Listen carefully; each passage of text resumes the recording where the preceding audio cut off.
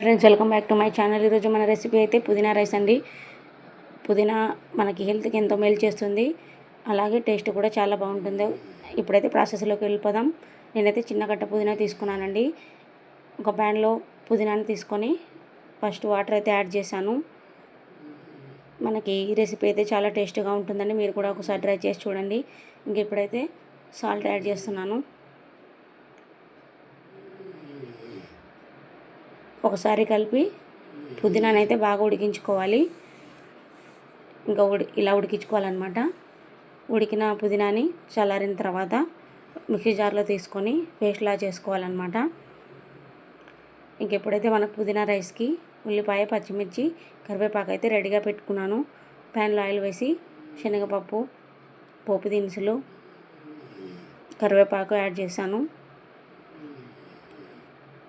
తర్వాత ఉల్లిపాయ, పచ్చిమిర్చి కూడా యాడ్ చేసి కొద్దిగా సాల్ట్ అయితే వేశాను. సాల్ట్ వేయడం వల్ల ఉల్లిపాయ, పచ్చిమిర్చికి బాగా పట్టుకుంటుంది అనమాట. ఇంకా ఇప్పుడైతే ఉల్లిపాయ, పచ్చిమిర్చి మగ్గిన తర్వాత పుదీనా మిశ్రమం అయితే యాడ్ చేసి వాటర్ అంతా పోయేలా ఫ్రై చేసుకున్నాను అనమాట.